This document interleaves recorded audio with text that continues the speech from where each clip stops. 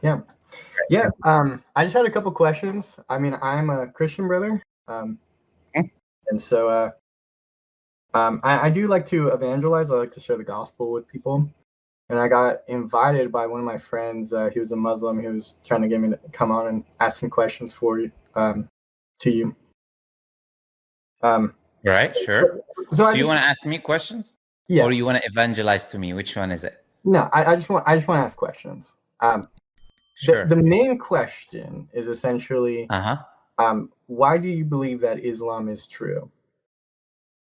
Why do I believe that Islam is the truth? Well, there's multiple different reasons. Have you checked the videos on my channel? There's many videos where I talk about that on my channel. I have a very specific video as well. It's called Compelling Evidences for the Truthfulness of Islam. I am hoping that you have checked that or looked at it before you came on the stream. Yeah, there was a video I watched, I believe, where it's like sharing like things like nothing couldn't be made unless there was a creator, things like that. No, specifically about why Islam is the truth, not why we believe in a creator. But these are two separate things. Yes. I mean, it's a commonality between us and Christians and Jews and like Hindus and every other religion that believes in a God, that we believe in a God. So if I bring evidence that there is a creator, this is just like a theistic thing that all theists would agree upon. Now, on the other hand, I have many videos where I talk about why specifically Islam is the truth. But I'm going to give just a quick summary to basically why Islam is the truth. Islam is the truth for few reasons. Or I'm just going to give some of them because there's many evidences why Islam is the truth. Let's say, for instance, the Quran talks about the future. The Quran and Hadith talk about the future. There's multiple prophecies of the future that Prophet Muhammad made and the Quran made. These prophecies do not only like include the time of Prophet Muhammad, but hundreds of years after him, and even today, 1,400 years later, we see these things happening the way the Prophet said them. The difference between them and biblical prophecies, for example, is that they're not vague. They're clear and specific, many of which are actually time-bound and individual-bound. Unlike what many Christians, sadly, I see what they do is that they look at the reality and they put it on the verse. No, I'm not talking about that. We're talking about clear verses or clear prophecies of the future that indicate certain realities. Now, none of the prophecies the Prophet ﷺ made also are false. None of them are false. They're numerous and they're before the time.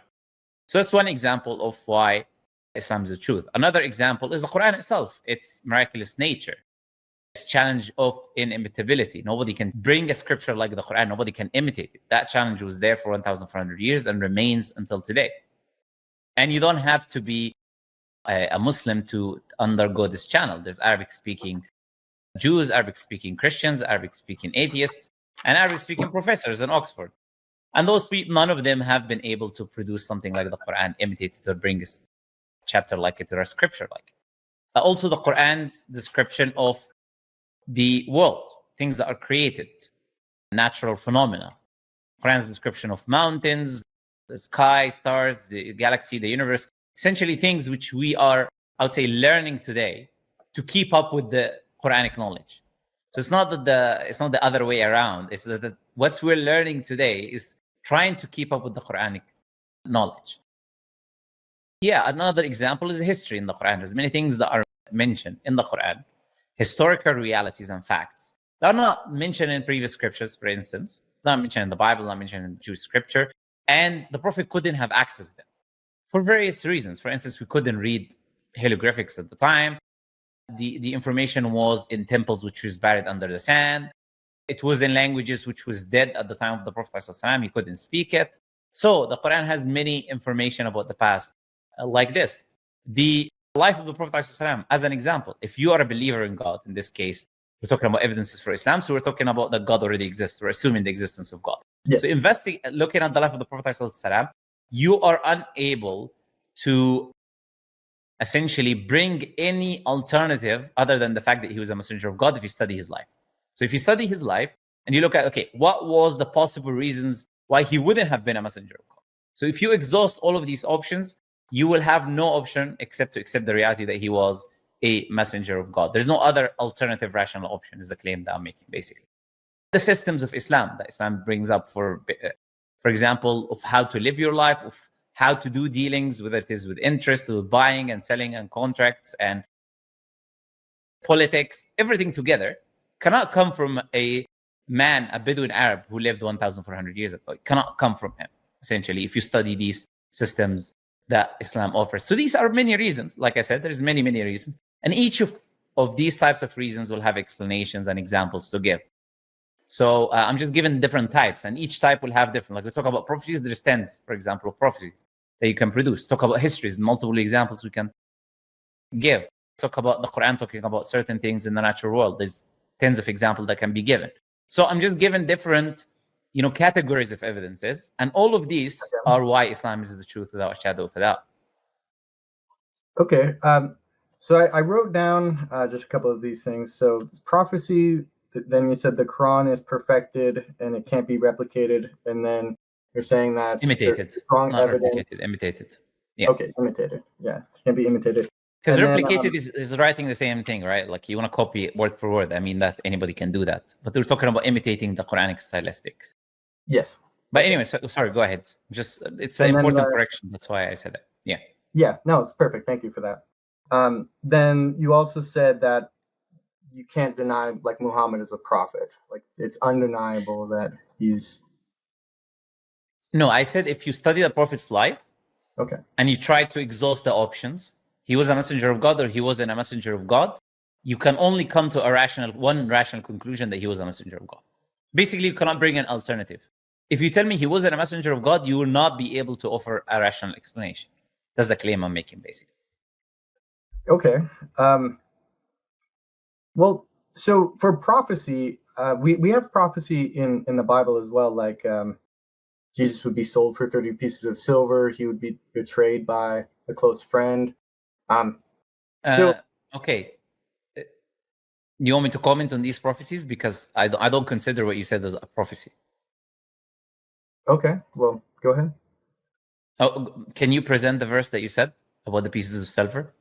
Oh, the 30 pieces of silver? I don't have it off the top of whichever my head. Prophecy you want.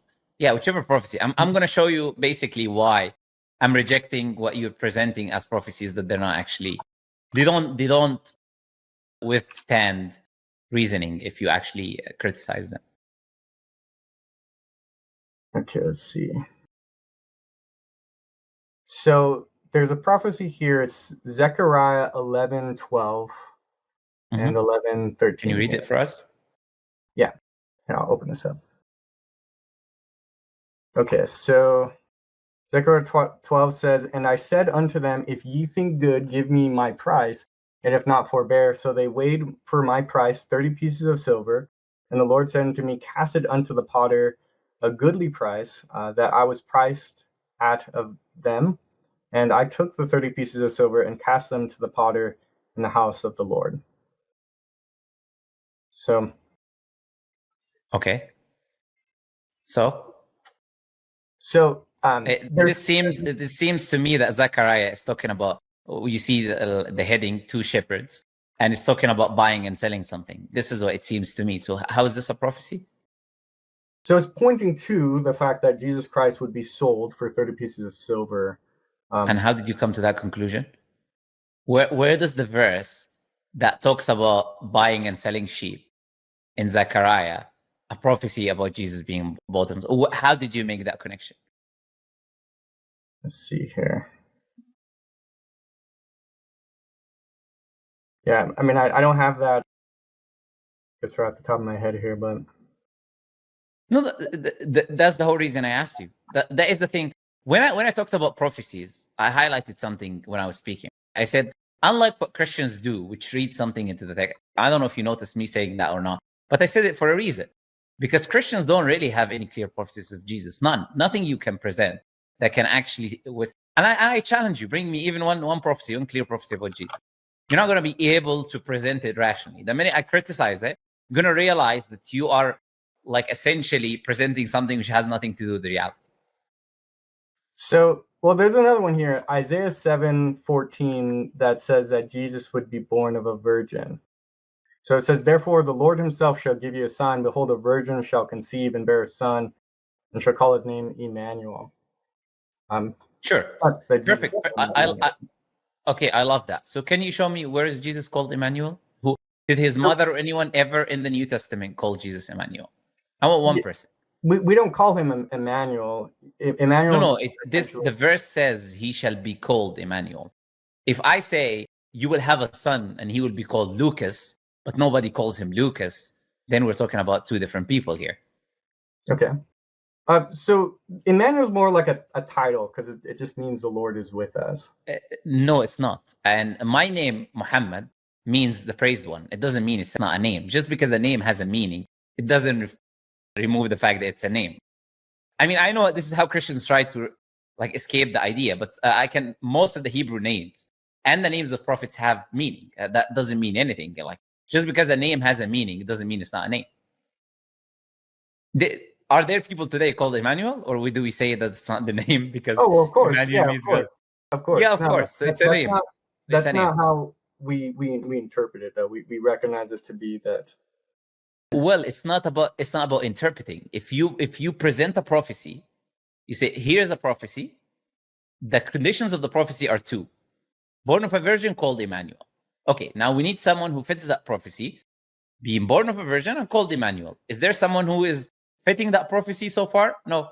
I can bring someone who's called Immanuel. I'll tell you, look, he is fitting the other half of the prophecy.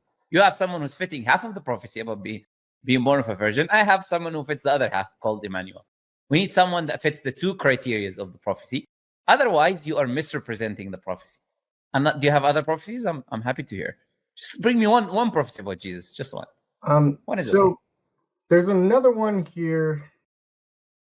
Let's see. So the prophecies that he would be pierced, or that they would look upon him who's pierced, it goes more into the future in Revelation, where there's talking about the Jews and how they're going to look upon the one who. You realize the revelation is later after Jesus, not before. Yes, but so that's not prophecy. The verb is pierced here, so Jesus was pierced while he was on the cross. Yeah, so we're talking about something in the past. Yes, exactly. So how's that prophecy? So here in Zechariah, it would have been a prophecy because this is still before Jesus was born, that he would be pierced on the cross. No, you said Revelation. So what does Zechariah say? So in Zechariah, this is Zechariah 12:10. Here it says, "And I will pour upon the house of David and upon the inhabitants of Jerusalem the spirit of grace and of supplications, and they shall look upon me whom they have pierced, and they shall mourn for him as one mourneth for his only son, and shall be in bitterness for him as one that is in bitterness for his firstborn." So Jesus is pierced on the cross, right? Like the nails in his hands and feet, right? I'm sorry, but I want you to listen to what you're saying. Just because the verse mentions the word pierce, you cannot then therefore say, therefore this prophecy is about him. Right now I'm going to bring someone to pierce me, and then I'm going to say this is a prophecy about me because I was pierced. You see the reasoning. The prophecy is pierced, Jesus is pierced, therefore the prophecy is about him. Like, it doesn't work like that. I'm sorry to say. Look, what's happening, Anthony, is you're just demonstrating what I was telling you. What Christians do, and it's really sad, what many Christians do is they believe something and they impose it on the text. That's why you have the Jewish people. You go to any Jewish person. Is that how you understand it? It's like this. They will tell you this has nothing to do with the description. The scriptures say this verse is about two shepherds selling sheep. This other verse is specific metaphorical description of God and the issues that happen between God and children of Israel. Look, wherever you go, you realize that these verses have no connection to Jesus. But you'll have the Christians somehow telling us that this is a prophecy. Okay, so you just deny all the prophecy in the Bible? None of this is accurate? I don't deny anything. I make the claim that you don't have anything of substance. And that's why I said, go ahead. If you want to disprove that, you're welcome to show me. I mean, you're not the first Christian that I talk to about prophecies, But like there is no prophecies. And each prophecy that they bring forth, actually, they will always contradict the life of Jesus or contradict something about Jesus, or it will be so general that it can be applied to anyone. Okay. And by the way, we believe Jesus is the Messiah. We believe he can be prophesied by previous prophets. We don't have a problem with that. But you not having evidence and me believing something because of Islam is two separate things. I don't believe it because you can show me prophecies. I believe it because I'm a Muslim. So that's a complete different foundation for my belief. But you on your own, if I wasn't a Muslim, you're not going to be able to present me a single prophecy of Jesus. Oh, do you know who's prophesied? Do you know who's clearly prophesied in the biblical scriptures today? Well, you're probably going to say Muhammad. Yeah. I mean, if we cannot find the prophecy about Jesus, but there are prophecies about Prophet Muhammad, even though that scripture has changed. But you can still point out to the coming Prophet Muhammad in that scripture. Yeah, well, the Quran says that Muhammad was prophesied, right? Not in the Bible, in the Torah and the Injil, yes. Mm-hmm. The Bible is a separate book, obviously. Torah and the Injil are different things. Yes, yeah. Okay. So then, what are prophecies in the Quran that you think are super specific and point to? Sure. So the categories of prophecies in Islam are different. Many different categories. Some categories will be, for example, about, let's say, nations that Islam will spread in. Some prophecies will be about specific individuals. Some prophecies will be about developments that will happen. Some prophecies will be specifically about the geology of the earth and how it will change and stuff like that. I'll give you a few examples. So, for instance, Prophet Muhammad ﷺ said that you will see the deserts of Arabia returning to being meadows and rivers. Now, there's two things actually here being mentioned, not one. Prophet is making two claims. Claim number one, that it used to be meadows and rivers. And claim number two, that it will come back to being meadows and rivers. Now, we know for a fact that it used to be meadows and rivers. Why? Because if you Google right now, put nature Middle East, the greening of Saudi Arabia, it will show you an article that we find fossils of animals that can only live in abundant water. We're talking about like elephants and like hippos or whatever. All fossils of animals that can only live if there's abundance of water. And then they will show you traces of 10,000 Asian lakes that we saw with satellites. They will say around 5,000 years ago, this deserts of Arabia used to be meadows and rivers. So Prophet Muhammad didn't have a satellite to look at the, obviously, the 10,000 Asian lakes or to check the fossils of which animal they are or whatever. He didn't have access to any of these things, but he made that claim and it's accurate. Then you can go to NASA. They have an article. It's called The Greening of Saudi Arabia. And you can Google it right now. And it will show you pictures of Saudi Arabia. And it will show you yellow. And it's turning green from 1960 or 70 or whatever till today. It's completely turning green. How is this happening? It's happening, of course, but many factors. Some people tell you global warming, other factors. Technology, we're able to access the water deep within the earth. Technology, like they're actually carrying mountains of ice from the North Pole or whatever and bringing it to the deserts of Arabia. Things which were impossible to happen in the past, but they are happening today, which are all fulfilling this prophecy of Prophet Muhammad. For instance, like I said, nations that will become Muslim. Prophet Muhammad named where Islam will spread by definition. So Prophet Muhammad said that Islam will enter Egypt specifically. He said Iraq specifically. He said Sham, which is Palestine, Lebanon, Syria, Jordan. He said India and Pakistan. He said Constantinople specifically, which is Turkey, present-day Turkey. And he said that you will overcome the Roman and Persian Empire. Muslims will overcome the Roman and Persian Empire. And that's exactly what happened. He said that the Persian king in that region and the Roman king in that region, when they're defeated, they will be the last one. When they die, they will be the last one in that region. And that's what happened historically. He said there will be no more Caesar, basically, after that one, in that specific region when he's defeated. And about also Kurusu or whatever, however you pronounce his name, of the Persian king. They will be the last one. And this is what happened exactly historically. There are prophecies of Prophet Muhammad that we can see happening today. So Prophet Muhammad talked about the widespread of sexual immorality that will happen in the end of times. And then he said, when that happens, new diseases will emerge that didn't exist in the ancestors of the people. So now you can talk about monkeypox and all of these new STDs that didn't exist, that are new, advent because of sexual immorality that we are engaging in and spreading. These are all fulfillment of the prophecy of Prophet Muhammad that he's saying. Now there are many prophecies of Prophet made about specific individuals. So that there was an individual who's called Suraq ibn Malik, and he was essentially trying to kill the Prophet. He was a bounty hunter. And when the Prophet left Mecca to Medina, they sent him after the Prophet. And then when he was about to capture the Prophet, something happened and he couldn't. Basically, his horse kept sinking in the sand. A miraculous act. He realized there's something about this man, essentially. He's not just a normal human being. But then the Prophet made a prophecy about him specifically. He said that he will hold the bracelets of the Persian king. Now, some people cannot understand how magnificent this prophecy is, because it's like me talking to like some guy in the, Eskimos or whatever, and I'm telling him you'll sit in the chair of Trump or something.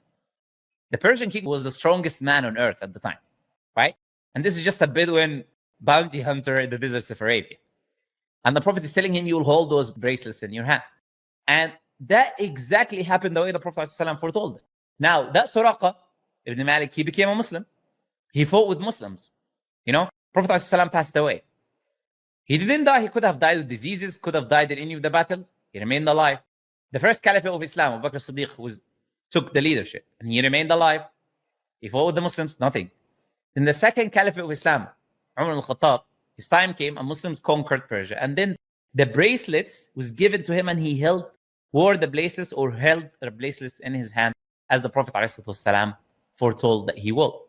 And this is specific, very specific prophecy about a very specific individual. There's so many things that can go wrong. Obviously, the most important is that we don't overcome the Persian Empire, which is the strongest empire anyways. But other examples, like I said, is in relation to the guy himself. He could die of disease, he could die in battle, he could die in many, many other ways. So like I said, the prophecies are many, and they talk about different things. But the common factor between all of them that is specific, like I'm giving you examples, and they all happen the way the Prophet ﷺ said that they will happen. Yeah, and if you want more, I'm happy to give you more. It's a very easy thing to do. Yeah, well, those are interesting. I haven't heard about those ones specifically. The Egypt one is interesting to me. The one of the ones I want to ask you about. So there's supposed to be like Muhammad's supposed to split the moon in half at some point. I don't remember what where he does that, but yeah. So that's not a prophecy. That's obviously like you can say a miraculous act Prophet ﷺ did. Yeah, like we say Jesus walking in water or multiplying food or whatever. Prophet ﷺ did many of these things as well when he was alive, and his people witnessed. Now, one of those things is the splitting of the moon, but it's not the Prophet splits the moon, it's God splitting the moon. We don't believe Prophet Muhammad himself is the one who split the moon. We believe all the miraculous acts is happening by God. God is the one doing the acts. Just like when Jesus was doing something, it wasn't him, it was God doing the acts. Jesus had no power on his own to do anything. He was a human being. So the disbelievers of Quraysh were shown a sign by Prophet Muhammad ﷺ, and they were eyewitnesses to it, believers and disbelievers. We have multiple narrations about this, is that basically the moon was parted into two pieces, and then Allah rejoined it after as a sign for those people to see, to believe. And the Quran mentions that in Surah Al-Qamar, in the chapter Al-Qamar, where it says that the day of judgment has come near and the moon has split. And then it talks about the disbelievers. If they see a sign, they turn away and they say magic. So this is basically was the case with the disbelievers of Quraysh. Yeah, so that's one of the miraculous acts that happened. Yes. Okay. Do you think we should see evidence of the moon having been split? What kind of evidence would you like to see of a past event where God has separated the moon into two parts and then joined it together? What kind of evidence do you expect to see? Maybe like a giant fissure or something on the moon, splitting it down the middle, like a giant fissure on the moon, like a crack. Why would that be there? Why would that be there? If God rejoined it, does God it's like like imagine a glass and a glass splits in two, and then you put some glue so you can find the place of that the crack is still there. That's obviously not a good job of rejoining the cup, is it? Now, God is a perfect being. God can rejoin the moon and make it hold perfectly the way it was. Why do you need to have a crack on the moon? I don't get the logic there. Well, the point is just evidence that the miracle had taken place, right? We don't need evidence. Why do we need evidence? We don't rely on the splitting of the moon as evidence, primary evidence why Islam is the truth. We don't do that. You asked me about the evidence for Islam, for example, and I gave you all of these different types and examples. Did I mention anything about the splitting of the moon? No, I brought that up. Yeah, not only that, did I mention anything about the Prophet ﷺ multiplying food or the water gushing out from between the Prophet's hand, or rocks or stones speaking in the hands of the prophet, or I can go on and on and on. These were things that happened at the life of the prophet. You cannot see them today. I cannot see them today. So you can just say, I don't believe in that report. And that's it. And then I don't have anything to essentially, prove to you for a fact that this event happened. However, the other prophecies I'm giving you, these are historical realities that I can demonstrate, and you cannot argue back against them, if that makes sense. So they're objective in that case. That's why if a Christian comes to me and says, Jesus is God because he's resurrected, you cannot prove that. Sorry to say, you can say that all you want, but you cannot prove that he's resurrected. You cannot say Jesus was God because he multiplied food. You cannot say Jesus was God because he turned water into wine, or whatever miracle you want to talk about. These are all accounts that you cannot prove them to me today or demonstrate them to me to prove that Jesus is actually from God or God. Okay. So, well, I guess the only other point was because you were saying that, like Muhammad, it's undeniable that he's a prophet, or like it's. I'm saying you cannot give me another. I'm going to repeat it again in a simple way. You cannot give me any rational alternative. If you study the prophet's life, you cannot give me another rational alternative other than the fact that he was a messenger of God. If you say he wasn't a messenger, you have to give me a rational case after studying his life. Meaning, why would he be doing what he was doing if he wasn't a messenger of God? If that makes sense. Okay, well, I think one of the main things about a prophet is that they perform miracles, right? So sure. And I was just talking to you about the miracles of the Prophet Muhammad, such as the prophecies of the Prophet Muhammad, such as the information of the past of the Prophet Muhammad, such as the Quran, which is a living miracle till the end of time. I mean, such as all of the information about the life that we are studying and looking at. All of these are the evidences I'm giving you. All of these are miracles by definition. So the Quran itself is a miracle to you. Quran is the biggest miracle, of course. Okay. So how do we know? I was just telling you why is the miracle. I was just giving you the reasons why is the miracle. Yeah. I'm going to ask the question, like, can any human being tell you the future, foretell you the future exactly the way it happened, specifically the way the Prophet did? The way if he wasn't from God. Yeah. Can any human being tell you the future specifically and clearly and make tens of prophecies, all of them are accurate? If he wasn't sent by God, if this information doesn't come from God, can human beings do it on their own? Is that possible? Well, no. That's part of the way that we recognize prophets. In Deuteronomy 18, it tells us that if a prophet says something that doesn't come to pass, he's not a prophet. So all of the things that prophet says has to come to pass. Yeah, precisely. So that's the point I was making about Prophet Muhammad being a prophet. This is the miracles. This is one example of a miracle. Yes. Yeah. Okay.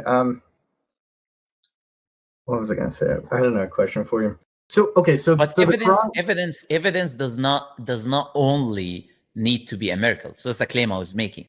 We can also use our God-given common sense and rationality to come to a conclusion that something is true. Do you disagree with that? That we can use our rational thinking? Of course, we can use our rational thinking to try to... And common sense. Yeah. Yeah. So the example I was making, or the argument I was making, is using rationality and common sense. You cannot deny the fact that Prophet Muhammad was a prophet of God after studying his life. That's the point I was making, basically. Yes. You cannot come with another alternative. You cannot claim he was doing it for money. You cannot claim he was doing it for worldly things. You cannot claim he was lying. You cannot claim he was delusional, any of these things. If you study his life is already refuting all of these things. Does that make sense? So if you want to say he isn't a messenger of God and you believe in God, and he came and he told people to worship God alone, and he told people to give charity, and he told people to believe in Jesus and Moses and Noah, and that Satan is your enemy, and all of these things, you're going to have to tell me, why was he doing that? You're going to have to give me a rational reason, an explanation to why would he be doing that if he wasn't a messenger of God, if that makes sense. And why would God allow him, of course, to continue in doing that as well? Because God exposes false prophets. Yeah, you're right. Yeah, he exposes liars. Yeah. So, well, I guess some things I've heard is that Muhammad, like, he describes how if he was not a real messenger of God, that he would be striked in his aorta. And then there's a verse in I believe it's the Hadith, where he's dying, and then when he's dying, he says he feels as though his aorta has been severed or cut, something like that. Sure. So that's completely inaccurate in every way. That's what I can say. First, it's not the Prophet Muhammad describes, it's Allah in the Quran saying. Allah says in the Quran, وَلَوْ تَقَوَّلَ عَلَيْنَا. I'm going to tell you the verse now, and I'm going to tell you how ridiculous this argument is. Allah says in the Quran, وَلَوْ تَقَوَّلَ عَلَيْنَا بَعْضَ الْأَقَاوِيلِ. If the Prophet Muhammad ﷺ were to make up some stories about us, lie basically about God, if you were to fabricate certain things, لَأَخَذْنَا مِنْهُ بِالْيَمِينِ. We will seize him by his right hand, meaning we will take his life. And the lam there in the Arabic language, لَأَخَذْنَا, that means we'll do it instantly. So if the Prophet, if he lies, if he just thinks about lying, we'll instantly take his life. ثُمَّ لَقَطَعْنَا مِنْهُ الْوَتِينَ. Then, ثُمَّ here is for something that happens after something else. Okay?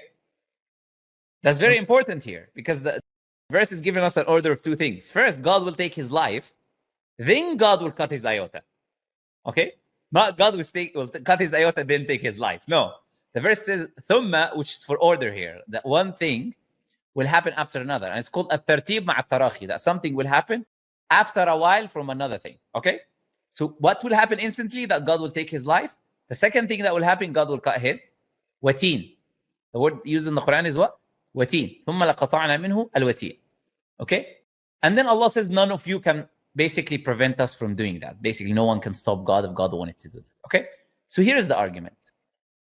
Now, what is the story now about the story that these Christian apologists and liars, what is the story they bring up? They bring Prophet ﷺ, when he was dying, after Prophet Muhammad ﷺ completed the entire mission of giving his message, and the last verse of the Quran was revealed, and the Prophet ﷺ told the Muslims that he's going to die, that God revealed to him that he's going to die. All of this happened, yeah? After all of this happened, when the Prophet ﷺ was dying in his last sickness, he said he feels some of the poison that he was poisoned by a Jewish woman. And then he says, I feel as if. What does as if mean? It's like, it feels like something's happening. Yeah.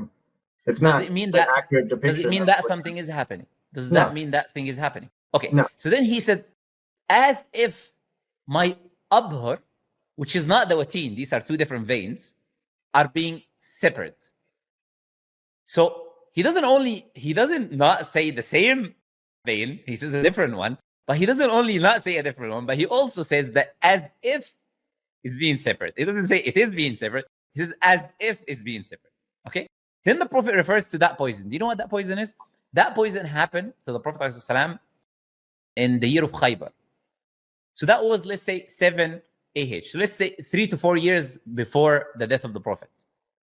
There was a Jewish woman that said that if I'm going to poison this man, and if he's a true messenger of God, he wouldn't die.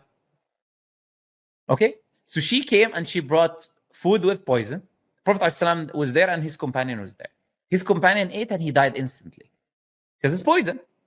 He ate from the food and he died instantly. Then the Prophet ﷺ, the meat itself informed the Prophet, which was a miracle, that the meat is poison. Then the Prophet ﷺ asked her why she did that. Then she admitted, she said obviously she was testing the Prophet ﷺ if he was a messenger of God. So he's referring to that poison because the Prophet ate from it first. But he didn't die. Like the companion that died. So that's another miracle. So you have two miracles there. in that report alone. And the Prophet didn't die. So he was referring that he still feels, when he's dying already, is his sickness of his death anyways, he completed the message. Now, the verse says what? If the Prophet were to make anything about us up, God will kill him. God is not going to wait until he delivers the entire message and then say to the people, okay, I'm dying.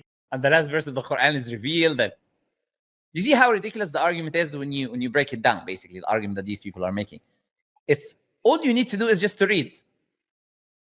To read the argument itself, to read the verses of the Quran, to read the actual events, and you realize how these two things have no relation to one another, essentially. Yeah, okay. So you said the words in Arabic, it was atween, and then what was the other one for the... Wateen, and abhar. Wateen and abhar. Okay. I mean, like I said, it doesn't matter, even if it's the same word. Let's assume it was wateen in both of them. It's not wateen, but let's assume it's wateen. How does the argument hold? The argument doesn't hold still. Doesn't matter. Because the Prophet completed his message. This was not that after he lied, God took his life and then severed his aorta. That didn't happen. And the Prophet said, as if. He didn't say it's happening. He said, as if. So I'm saying, even if it was the wateen, you have no argument, basically. Like, whichever way you want to look at it, there's no argument there. Okay. Let's see here. So do you defend Aisha as well, like the Prophet's relationship? Okay, before you bring up like or regurgitate all of these like claims about Islam or whatever, which were answered a million times, you asked me an important question first. You asked me for the evidences for Islam being the truth, and I presented you evidences for Islam being the truth. Now, my question to you will be, before we go into the same question that every like Christian asks 24/7, is like day and night, sleeping and waking up, asking the same thing about Aisha. Like it's like I don't know, it's like it's their daily reminder. Aisha 24/7. And we answered that a million times. Like it doesn't work anymore. You gotta come up with something new. We've already talked about that a billion times before. So now, what prevents you now from accepting the evidences that it's been established to you that Prophet Muhammad is a messenger of God? Well, for me, I have a personal encounter with Christ, so I'm a little bit different in the way that I perceive these things because of my own personal experience, right? You realize that your own personal experience does not negate the fact that the evidence of Islam makes it true. No, it's completely irrelevant. From the way that I view it, the story of Muhammad encountering the angel in the mountain, and like that's like the piece that I genuinely care about. If like Islam was true, that Muhammad actually has to receive true divine revelation from God, and so the stories of angels in the past are generally that people start to worship them, or the angel says like, do not be afraid. But then in Muhammad's story in the hadith, it's like that's not true. Well, but let's assume that was true. That's not true at all. But let's assume that was true, actually, and that was the case. Does that negate the fact that Prophet Muhammad presented evidence that he's Prophet of God? If he presented evidence that he was a Prophet of God, why does it matter if an angel did something new in this encounter? How does that change the fact that he's a Prophet of God? Well, that to me, if it has to be, that has to be true. Like he actually has to have that encounter. Because if it's not actually with a genuine... Yeah, the evidence that he had the encounter is what I was telling you. The prophecies of the future, the knowledge about the history, the knowledge about the what God created, the earth, the moon, the stars, all of these things. So all of these things are mentioned in the Quran and in the Hadith are the evidence. So that proves the encounter by default. Because if he didn't have the encounter, he wouldn't be able to bring these things. Like it's as simple as that. If this encounter wasn't true, that he didn't have divine revelation, he wouldn't be able to bring divine knowledge. So if there is divine knowledge, we've already established the encounter is true. Yeah, well, I guess I'm on the camp similar to your kind of points with the Bible. Is essentially the prophecies are quite vague. Okay. So go ahead, tell me which prophecy is vague. Give me an example. Which prophecy is vague? Yeah, with the ones I gave you, which one is vague? Or in general, which one is vague? There's the one where it's like they're supposed to be building the towers in the desert. That one always. Did I say anything about towers in the desert? No. But you said I can. So let's stick to what I said. I give you multiple examples of prophecies that are not about towers in the desert, and there are tens and tens more. So assuming there is a prophecy about towers in the desert that you think is vague, it doesn't change the fact that there's tens of others that are clear. How does that doesn't change the argument at all? Well, all of the prophecies have to be essentially true. They all have to come true. They all have to be real, right? For the prophet to be a true prophet. Yeah, they have to be real, but nobody says that every single one of them has to be explicit, clear in every way. It can be clear and it can be true, but to you, from your own personal subjective idea in this case, but you think it's not clear. It doesn't change the fact that all of the other ones are true. Okay. And since you care about vague, then how do you believe in Jesus when there's not a single prophecy about him in the Old Testament? We're gonna literally just give you tens of prophecies that are clear, or multiple prophecies that are clear, and I can give tens. Yes. I guess for me at least, like I said, the personal experience kind of does give a lot more openness. Even though after I had my personal experience, I didn't actually fully accept Christ immediately. It was after that when I came to Christ. Did you know the Hindu who had a personal experience with the cow and the cow dung? He had his own personal experience as well. Why don't you follow Hinduism? Well, of course, I think personal experience. His personal experience was if he eats cow dung, it will cure cancer. That's fine. I'm not even. You're laughing, but that's what he said. Little bit eating. Scientific test for it's for not coming for cancer. So why don't you start eating cow dung? I think maybe it'll be good for you. Why don't you start eating cow dung as well? He had a personal experience. So of course, see how ridiculous it is. Well, I'm not saying other people's personal experience, right? Because this is my personal. Yours is beyond everything else, right? Yours is the absolute truth. Everyone else is just like delusional, huh? Well, not when I had that experience. No. So let me get this straight, right? I'm not going to accept Islam that has all of these objective evidences that are demonstrable that I cannot argue against or refute, even though it is the truth, because whatever my personal experience is makes sense to me, right? So this is your argument. Well, yeah, that's a subjective view on it, and I acknowledge that that's not that doesn't necessarily make true, right? Like just because I had a personal experience doesn't necessarily make true, but it feels very, very true to me, right? That's the point essentially. So I used to suffer from like really severe depression, anxiety, and stuff. Yeah, like that. Sorry, I'm sorry to say not the full experience, because it's always the same story about you being depressed and being a drug addict and being a murderer or a rapist or whatever. I'm not saying you. This is the usual story. Whatever the crimes that you did, Jesus comes in your dream, and then you feel this peace, and then you believe in Jesus. Is that what happened? Essentially, yeah.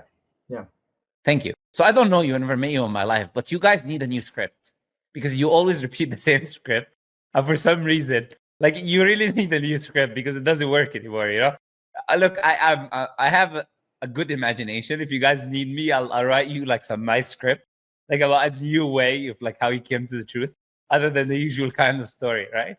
Because like honestly, like you have, even Paul tells you that the devil will come to you as the angel of light and deceive you and tell you nonsense. My friend, like dreams are not like, you know, some guy saw yesterday in his dream that he was a potato walking, you know, and someone was cooking him in the oven. Doesn't mean your dream is true, my friend. You know, you need to wake up, come back to reality. All right, we have common sense. We live in reality, not in dreams. So I'm trying to like help you here by give you evidences, and you know, sometimes you have to make fun of little ridiculous concepts to try to kind of wake you up. You know, it's not that the point is not to make fun of you, it's to make you understand how ridiculous statements that you're making are, because you could be so delusional that you're so infatuated with something that you need other people to kind of make you realize that you're not on the same reality as everyone else. You know, when someone is delusional, he believes something is true contrary to the evidence that it is. So you need a reality check from people around you to wake you up a little bit. You know, that's not the case. This is not true. And, you know, come back to reality, please. Because person can see in his dream, you know, that the Antichrist is God, and he starts worshiping him. Another person, he says his grandfather is God, and then he says, I'm going to worship my grandfather because he came to me in a dream and I felt peace. It doesn't change anything, you know. I'll give you 1,000 videos of people who say, I saw Prophet Muhammad in my dream and I felt this way and this happened and that happened. How does that make Islam true? I agree with you. I'm not disagreeing with the point that you're making. I think you make a very valid point. I think it's funny that someone would want to worship cow poop, right? So the personal experience, I think for the individual is going to be just different. It holds more weight, right? It holds more weight on an individual scale versus like everybody else, right? That's why it doesn't. Yeah, it doesn't but really why do you think? Do you think it's okay for me to make fun of your personal experience? It's okay for you to make fun of my personal experience? Yeah. Do you think I should be making fun of your personal experience? It's a good question. I think that, I mean, if it sounds like crazy, but then you can also say, well, you can't really deny people's personal experience, right? You can't really deny it, but you can, I guess you can. No, you can rationalize that the personal experience is, number one, not evidence. Two, could be hallucinations, easy. I mean, someone is depressed. So you're from a Christian background, or you grew up in a Christian society or whatever, right? And then what happens? You're in a very bad stage in life. You're depressed, whatever. And then you dream about something. You wanna find a connection with God. So the first thing you think about is what you've been taught with your parents. Doesn't mean it's the truth. Doesn't make it true. Your brain trying to bring you a sense of hope, trying to take you out of this state of depression and sadness that you're in. So it's showing you something. Doesn't make it real. Yes. Yeah. I'm not disagreeing okay. with what you're saying. When I saw that I was flying in the air and like beams are coming out of my eyes, and I was in the sky, moving around in my dream. Is that real? I saw that in my dream. Does it mean it's real? No. So does it mean the personal experience is not real? So the personal experience, it doesn't it's true mean to that, me. Yeah, it doesn't. It's different, I would say, on an individual scale, but it doesn't make it broader truth. It can make it true for, I guess, for the personal individual, or at least truth is not subjective. Truth is objective. Yes, there's objective truth, of course. Yes. Yeah, so it's either Christianity is true or not. That's an objective statement. It cannot be based on your subjective experience. It's either Islam is true or not. It cannot be based on my subjective experience. Yes, my subjective experience doesn't make Christianity at large true. Now, it makes it true for me on an individual scale. No, it doesn't make it true at all. All it does is you had an experience that misled you to thinking that this could be the truth. But it doesn't make it true. If you want to say it's true, objectively, you need to have evidence for that. So if you're essentially saying, look, there's objective truth that Islam is the truth. There's objective evidence that Islam is the truth. But I'll take my personal convoluted experience that can easily be false over that. You see how irrational that statement is? Yeah, well, I do think there's other points that point to the Bible being true and things about Jesus being true. So I'm a big fan of the Shroud of Turin. I think the Shroud of Turin is one of the most fascinating pieces of evidence for Christ. I know there's a lot of debate on it, but I enjoy that one the most. Like, debate is an understatement. Okay, this is the thing. Like, you're gonna find a small. How is that shroud proving anything? It doesn't prove anything. Even if I were to take it's not forgery and I'll say it's okay, it doesn't prove Christianity. It doesn't prove the Bible being from God. It doesn't prove any of that. You cannot make that connection. No, it's not proving it. I think it's just a supporting piece. So what proves Christianity is my question. No, what proves Christianity's truth? The Bible is from God. What proves that? I guess it depends on what you're saying with proof, because you have to just use evidence to support something being true, right? It's not like I'm proving like 2 + 2 = 4 or something like that, right? It's different. No, no, it is, because I just gave you rational evidence for Islam being the truth. Yes. So I'm asking you for something similar. Yes. So I think there's tons of history about Christ, rising from the dead outside of the Bible, as well as in. No, where is that? Is there any eyewitness accounts that anyone who saw this happen?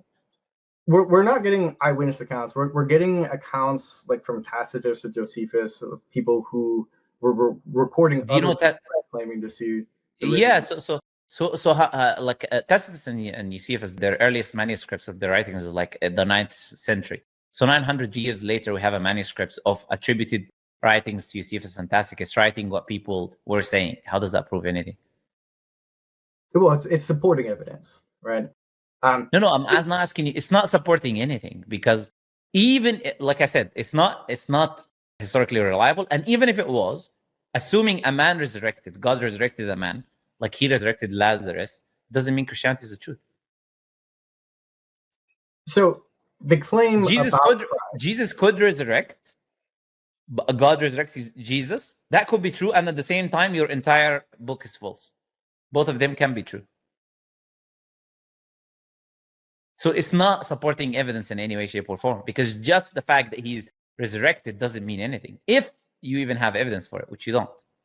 Well, I think the resurrection actually is the pivotal point, because the resurrection is essentially the grounding of the faith of Christianity, right? Because if we didn't have a resurrection, we no, it's not. Jews. No, it's not. No, it's not. You need the original sin, and then you need the fact that the death was to atone for all human sins, and you need the concept of the original sin, and then you need the fact that Jesus is God himself, and then his death was the atonement. All of that, you don't prove it just by resurrection. That's why I said the resurrection can be true and your entire ideology can be false. There is no conflict there between the two. Basically, look, okay, Anthony, I'm just gonna ask God to guide you, man. I'm gonna let you go at this point. I'm gonna move on to the next person. It's been a pleasure. God bless you. That's all I can do. I can only ask God to guide you, because we can see in this conversation, there's no more reasoning, right? It's no more logic, it's no more common sense. I mean, and if there isn't anymore, then I cannot offer anything. I mean, that's how conversations work. That's the best I can do for you. Look, pray to God, ask God to guide you, and that's all I'm gonna say to you. All right, may Allah guide you. And appreciate your mannerisms. At least I do appreciate that. I hope I didn't offend you. That wasn't the intention. Like I said, the intention is to get you to think about what you believe. It's not like to get you upset or annoyed or any of that. All right, Anthony, bye-bye. Thank you for your time. See you. See you, man. يا دعاة رب السماء يا من صنعتم في الأرض نورا يا قلوبا فيها الوفاء بشركم اليوم السرور